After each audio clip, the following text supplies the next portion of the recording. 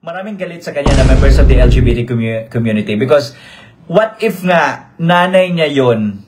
Okay? What if ang nanay niya kasi magte-turn 18 na ngayong October 6 kung hindi ako nagkakamali, ni-research ko na buhay nila. So ang ano ito lang, what if yung nanay niya, or what if for example na-snatch yung nanay niya or na-kidnap yung nanay niya tapos pinagtawanan natin, 'di ba?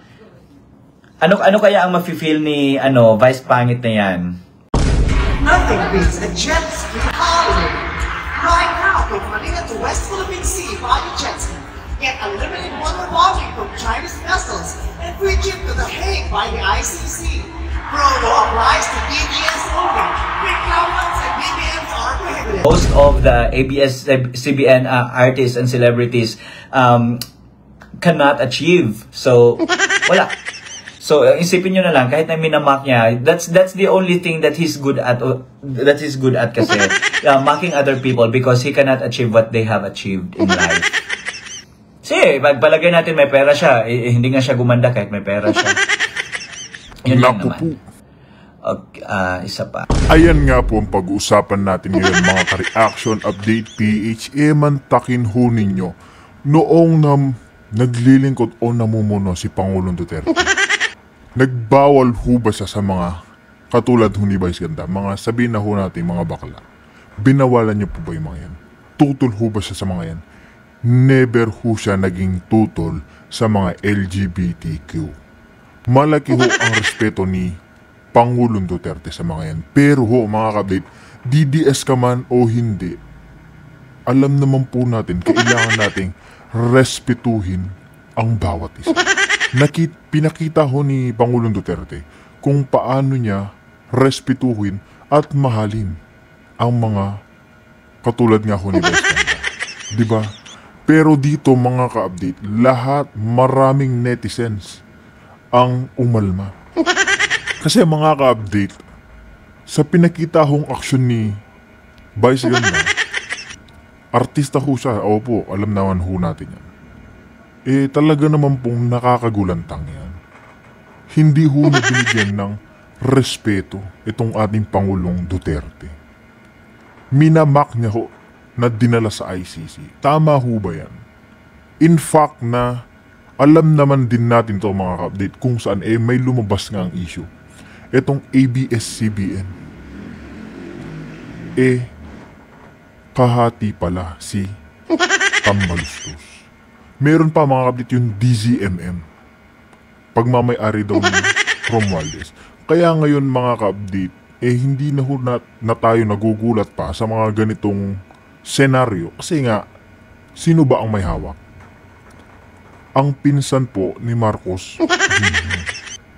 Kaya ngayon mga ka-update, binabanatan ho nila itong si Pangulong Duterte. Nasa ICC na, alam na po natin yan. Isa na po sa pinakamahirap na labasan, di ba? Ngayon mga ka-update, nagagawa niya pa rin pagtripan. Di ba? Yung respeto ni Pangulong Duterte dito kay Vice Ganda sa LGBTQ community, mataas po. Pero ngayon mga ka-update, yung isinusukli niya itong si Vice Ganda, narinig nyo naman po si Tio Moreno. May pera ka pero hindi mo na-achieve yung iba. Hindi mo na-achieve yung goal ng iba. May pera ka pero hindi ka gumanda. Sinabi nga niya ho dito mga ka-update ni Tio Moreno na kung yung magulang kaya nitong si Vice Ganda, yung magi 80 years old, ang ganunin. Ipahiya ka sa social media.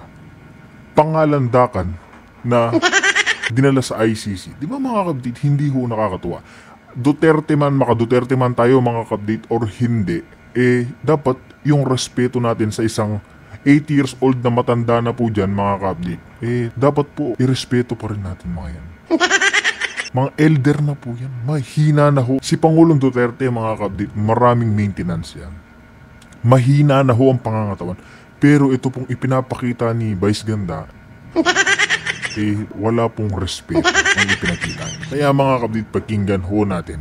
Ito nga naging pahayag ni Tio Moreno sa mga naging aksyon netong si Vice ganda. Sabi may promo para sa DDS pero bawal ang kakamping at BBM. So, di ba love niya si BBM? Magkano bigayan sila ba? Hindi, isa din yan sa nakita ko. Ito sila, if ever lang talaga in 2028, if VP Sara decides to run for president and she wins, lahat sa kanila babaliktad na naman yan. In 2022, ano ang tawag nila kay Marcos? Marcos magnanakaw, never again. 'Di ba? Marcos mamamatay tao, never again. Ganyan yung ano nila social media blitz. Yan yung parang pinipedal na narrative ng mga kakampings before. Pero right after BBM won as president, halos lahat sa kanila nag-a-attend na sa mga concerts ni BBM. Sila yung nagpe-perform sa mga concerts, sa mga ganyan. So, nakita nyo na, they're not after, yung principles nila are for sale. Ayan. Dito pala ang mga update. May katotohanan naman ho ang sinasabi nga ni Tio Reno patungkol sa mga dilawan. Mantagin po ninyo, sino ba'y nagkakampi-kampi? Si Hontiveros, sino ba yung ano pangalan nito mga? Si Pangilinan, si Kiko, si Soto. Diba? Kanino ba galing si Tito Soto mga kabit? Kay Marcos Jr. Diba? Samantala, yung mga ibang senador nga nitong si Marcos Jr., mga kapdit, nakikita naman natin na parang medyo umaano na sila mga kapdit. Nagbabak na sila ng kaunti. Kasi nakikita ho nila na hindi kayang talunin ng sino man sa presidential election si VP Sara. Kahit sino na ho ang itapat nila, alam na po nila ang resulta. Yan po ang malaking katotohanan dyan. Kaya ngayon mga ka-update, pinapakita po nga ng mga dilawan na ito na alam nyo na, di ba? Ngayong nakaupo pa si Marcos Jr., mga ka-update, gustong-gusto na nilang banat-banatan pa ito si VP Sara. Ayaw kasi nila patakbuhin ito sa 2028. Kaya ngayon mga update, pinipilayan ho nila. Totoo po yan. Diba? Ngayon, pag naging presidente na niyan si VP Sara mga ka-update, ano ang gagawin ng mga DDS? Magsasaya ang mga DDS. Anong gagawin ng mga dilawan? 100%. 80 to 90% sa mga dilawan mga ka-update. Masaya kay VP Sara. Babalik ka dyan mga yan. Diba? Ganyan ho. Ganyan po sila ang mga dilawan na yan. Binibenta nila ang kanilang prinsipyo kung sino ang nakaluklok. Mantakin yun noong hindi pa nakaluklok itong si Marcos Jr. Kung ano-anong pinagdadadakdak nila sa kanya. Magnanakaw, ganyan-ganyan. Nung bago pa nga lang ito ang si Claire Castro, ilalayo pa ba natin mga kabdit? Si Claire Castro mga kabdit, matindi kong bumanat yan kay Marcos Jr. Matindi ho yang bumanat kay Marcos Jr. bago siya maging speaker. Ganyan po. Pera-pera lang yan, di ba? Okay, wala talaga silang solid principle just like us ba na kahit anong mangyari, dito lang tayo, ganyan-ganyan. Maghirap man tayo, dito lang tayo. Pero sila, kung saan sila magkakapera, ganyan. Because ganyan naman talaga ang showbiz. Ganyan ang entertainment. So you have to understand that aspect din, guys. Pero ito lang din masasabi ko. Pag member ka kasi ng kakamping or part ka ng kakamping kulto na yan, prinsipyo kasi ang wala sa kanila. Kasi nabibenta. Imagine na, Lenny Robredo endorsing Manny Pacquiao. Kakampings hate Manny Pacquiao before because sinabi niya na ano yun, masahol pa sa hayop ang mga members ng LGBTQIA+ community. Pero the moment na si Manny Pacquiao ay endorsed by Lenny, ano ang mga arguments ng mga kakamputang yan? Dapat yan, we should trust Lenny. Wala namang bahid ng corruption si Manny Pacquiao. Mga putang ina ninyo. Kakamputa talaga. Kung ano-ano na yung pinagsasabi, wala talaga kayong mga prinsipyo, no? Nakatatawa kayong lahat. Yan. Oh, thank you Mark Cyrus Sarmento for the stars. Hala, nag-send pa siya. Thank you for watching din. Saan pa? Daghan NPA sa Luzon. I know. May school pa dyan, University of, na dyan yung hotbed of NPA recruitment. So, understandable na ganyan yan silang lahat. Thank you as well, Realin Vlogs for the stars. Hindi kayo nagsawang nagsisend ng stars sa akin, Saan pa ba? Okay, basa muna ako ng mga mahahabang comments para makapag-interact ako sa inyo. Kasi si Vice, napa-close ng Utan de Porque. Wala, sorry, hindi ko maintindihan yung language. Sorry. According to Jaire Sally Amat, super duper huge fan of Mime Vice ever since. Sad lang for what happened, pero on the brighter side, baka nabuboringan na siya sa plan and consistent niyang career, which good pa naman. Pero I think para sa kanya, nabuboringan na siya. So, what do you mean boring? If nabuboringan siya sa life, edi mag-travel siya, maghanap siya ng ibang ganap sa buhay. Not to the expense of mocking the former president, a father of 5? Baste, Pulong, VP, Kitty 4. Ayan mga kabdit, isisingit lang din po natin itong ang si former VP Leni Robredo. Dito mga kabdit, basahin lang po natin ha. Duterte denies hand in planned impeachment, Raps versus Robredo. Ganyan po ang pinagkaiba netong si Pangulong Duterte at si VP Leni. Diba? Makikita po natin na kahit magkalabang kupunan sila, yung respeto po sa isa't isa, mataas. Ganyan po ang ipinakita ni FPRRD sa LGBT community. Sa Davao po sa nasasakupan yan, ipinaliwanag niya po kung gaano niya kamahal ang mga bakla. Kung paano niya nire-respeto ang mga yan. Pero sa pinakita ng action ni Vice Ganda, mga kapatid, napakahirap tanggapin. Diba? 80 years old na yung minamak niya. Mahina na, pero kung pagtripan niya, mga kapatid, napakabastos. Diba? Totoo po yan. Kung sa nanay niya nga ginawa ko sa tatay niya. Diba? Masakit po yun. Ikaw naman, ipapahiya sa social media, sa media, kahit sa ang plataforma, lalabas yan. Kasi nga, nasa TV yan, sikat na artista. Kung ganyan na din yung magulang mo, matutuwa ka ba, Vice Ganda? Tanong lang. Diba? Ngayon, itong ang pinagkaiba ni BP Sara at ni Marcos Jr. Magkakampi na ho yan, mga kabdik. Magkasama noong kumakandidato. Ngayon mga kabdik, sino ba ang may pasimuno sa impeachment ng BP Sara? Malaking katanungan, di ba? Natural, itong ang Kamara, yung pinsan ni Marcos Jr. Tapos si Marcos Jr., mga kabdik, nagmamaang-maangan na hindi kasi kasabot dito. Di ba? Ganyan ho sila. Yan po yung pinagkaiba ni Pangulong Duterte kay Marcos Jr. Tuloy lang po natin. May mga apo na ngayon. So bakit niya minamak yung tao? Tapos in the first place there are legal questions that must be answered first sa country when they brought PRRD to The Hague. And those legal questions are still unanswered up until now. So meaning to say, all those accusations levied against the former president are still yet to be proven. Di ba? Anong nangyari sa natin? Innocent until proven guilty. Kasi wala pa namang paglilitis. Pero yun nga, dinitain na siya, dinala na siya. And at the same time, there was an ongoing case in the ombudsman about those who have conspired in taking Digong to The Hague. And still, unresolved pa yun.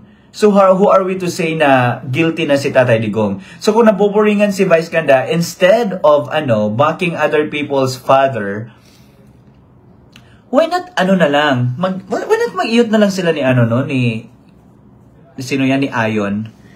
What if kung naboboringan siya sa life, what if araw-araw na lang silang ni Ayon? Unless kung chika lang, masigma, libel ta.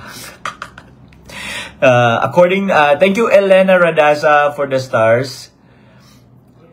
Ano to? Yawa ni si Paul. Paul, lang ni, unsay tawag ana.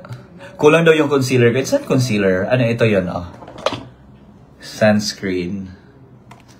So, nag-sunscreen lang ako. Later na walking sa Tamigi Sason. I think nag-ulan man ata. Is it raining ba? Ay, wala na. I believe most people from Davao are well educated. Yes, we are. Yang pinapayo niya sa iba, dapat i-apply niya muna sa sarili niya. Nakakalungkot lang yung sinasabi niyang respect sa iba, siya pala itong walang respeto. Correct. He's a walking contradiction. Bakit? Kasi sinasabi niya, yung sugal daw ay nakasisira ng ano. Sisira. Yung root word is sira. So, nakasisira daw ng buhay, lalo na ng mga mahirap. Pero si Vice Ganda mismo yung nag-promote ng sugal. Di ba? He's a walking contradiction. So, pag sinasabi niya respect, hypocrisy lang yan. Plastikan lang yan. Pagpapanggap lang yan. Because if he really wants respect to be imposed to everyone, then he should start imposing it to himself first.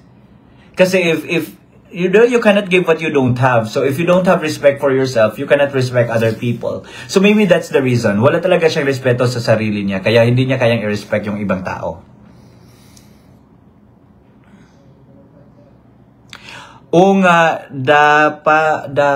Dat maano sa isip ng mga tao dito sa Luzon, sino gusto ng tao sa kanya-kanya. Sorry, hindi ko maintindihan. Hindi siya tao, tais siya, huy. Don't use she, hindi bagay sa kabayo. I know. That's why I'm using he. Hi friend Jazel, how's your law school, my friend? Balik ako soon. Paano pa yung 32 million Duterte supporters sa i-boycott ang paano po yung 32 billion Duterte supporters i-boycott ang So as I mentioned earlier, I don't support boycotting MacDo and other businesses na in-endorse ni Vice Ganda kasi nga may mga workers doon may mga mahihirap doon na nagkakapera. So if we boycott them, we are affecting their source of income. So let's focus on the person na lang. Let's focus on the message, not on the things that, not on the businesses that he endorsed. Okay. So, Ellie, according to Ellie, yes go, kana pud naa sa akong una-una. It's time ipatilaw sa iyang ginabuhat sa uban. Rape joke pud sa iyang mama. True. 'Di ba? Kasi for example balat sibuyas yan si Vice. Magsusorry yan, tapos magpapavictim yan sa Showtime. I-mock nyo yung mother niya. Gawan nyo yung issue, i-mock nyo yung mother niya. Diba bukas, magpapa-interview na yan. Huwag nyo namang idamay yung nanay ko, pero siya yung nandadamay ng ama ng ibang tao. Ganyan, magpapa-victim yan. Ganyan talaga ang galawan sa showbiz. Ganyan ang galawan ng mga artistang walang pinag-aralan.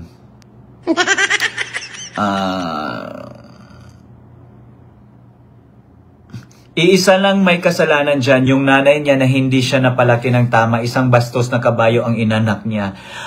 Maybe yes. Hindi kita kayang i-debunk kasi I agree. Because if napalaki niya na maayos, sinabi ko kanina, it's about the upbringing. Okay, upbringing yan It's how his parents raised him.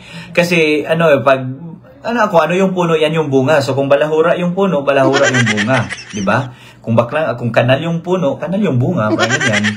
So ganyan na yan. It runs in the blood maybe. So Vice Ganda, if you are getting criticisms like this, it's because you deserve it.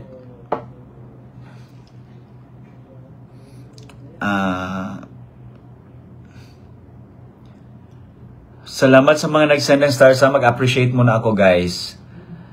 Okay. Thank you to Bing Badly Sibayan, to Luke Junros Corner, Jenny Oliva Lu, Kuya Don. Thank you, Kuya Don. Manette Mabini, Ambut Shella, Cristel, I Love Ann, De La Cruz May Sheila, Elena Radaza, Realin Vlogs, Mark Cyrus Sarmento, Wawing May Paras, Crazy Teen, Von VR, Rosel G, Maymay, Wendy Cabachete sa Sedon. Salamat sa mga nag-send po ng stars. Shout out po sa inyo lahat.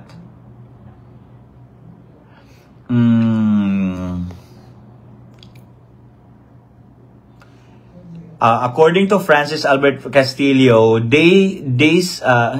may internet ka tapos gumamit ka ng utak, may sinagot pala siya.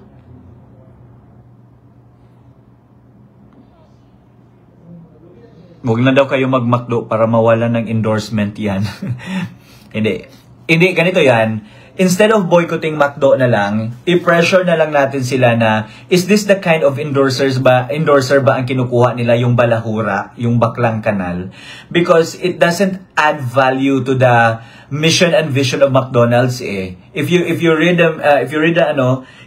read the mission and vision of McDonald's, it's more like giving back to the community, supporting people, providing work, parang ganyan-ganyan. So with Vice Ganda endorsing McDonald's, is that the kind of example or model or endorser that McDonald's want to have ba?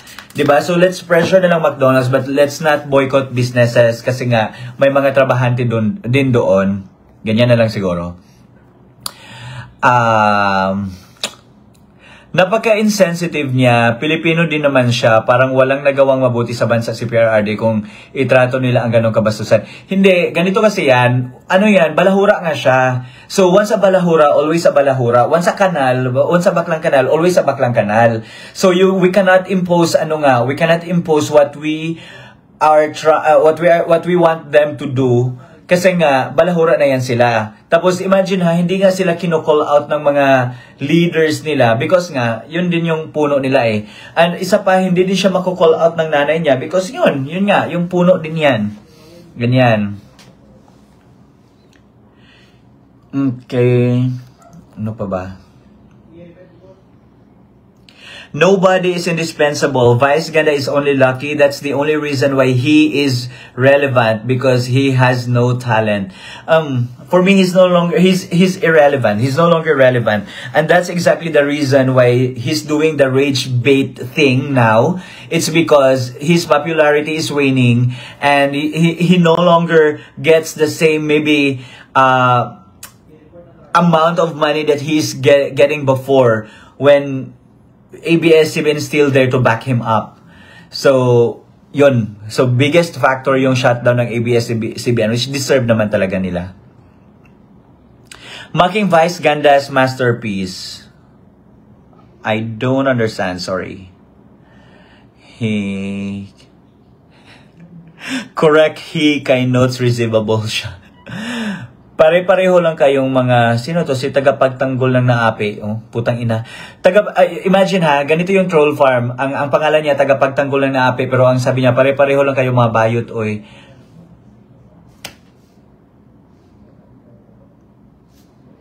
Ayoko sagutin. Troll yan, i-block ko na lang. Sandali lang ha. How can I block this? Pangit ba? Oh. Ayun.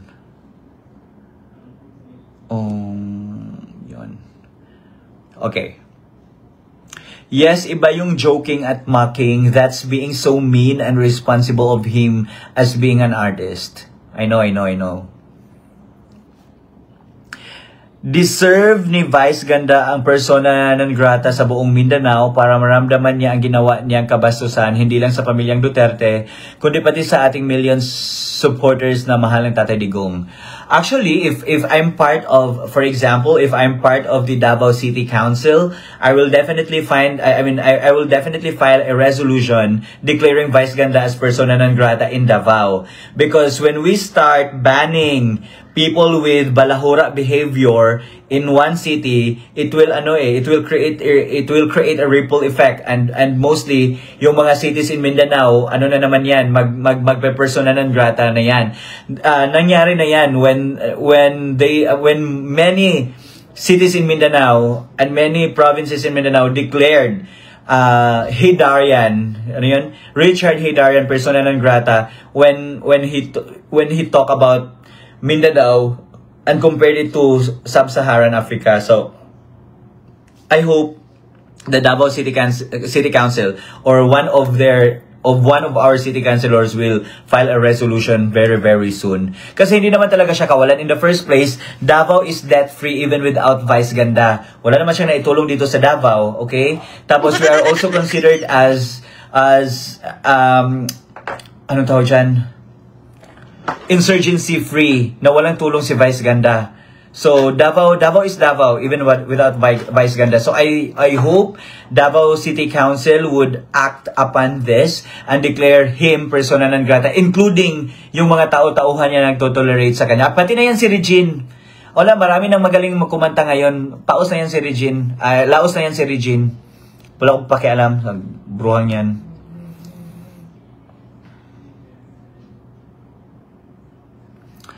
Ano pa? Masaya pa siya ngayon dahil buhay pa nanay niya, maswerte pa. Pag namatayan ng pamilya yan at luksang-luksang puputang inahin ko talaga yan. Ako magpapalitsyon ako. Si Jera.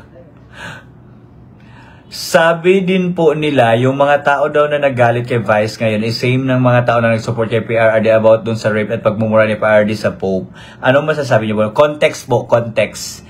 Intindihin niyo yung context. Noon pa yan since 2017, ano na yan na yung parang pinag-uusapan sa social media. So, context po, intindihin niyo yung context. Yan yung missing Sometimes people connect something to something in the wrong context. Even for example even factual information, when you use it in the wrong context, it would be easier to dismiss. So, yun lang, context. Understand context na lang. Thank you to Dela Cruz May ano to? Sheila? Kasi nauna yung E ganahan ko sa Vice pangit. Vice di ganda. How low a person can be to be making a joke out of misery of others. This Vice ganda is never a good comedian. I know. Exactly, that's what I was talking about earlier. Sino ba? Hindi siya tao, demonyong bading kalbo. Grabe. Pero it was Noynoy ang hindi ko gusto ma-renew yung ABS. Bakit kay PRD sila nagalit?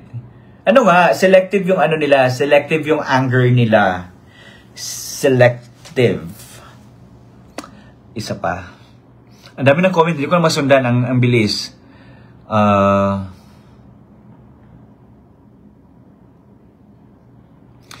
Laki kasi siya sa Tondo. Ops, di lahat ng mga Tondo bad pero alam natin ang sinabing Tondo. I know. Okay. I could still remember during Vice interview with Tatay. Gustong-gusto ni Tatay ang may LGBTQ. Wala talagang discrimination. Guys, sinabi ko na kanina, diniscuss ko na kanina, Davao City is isa sa pinakaunang nagkaroon ng help desk for the LGBTQIA+ members. Hindi pa na-implement ng ibang cities, na-implement na during Tatay Digong's time.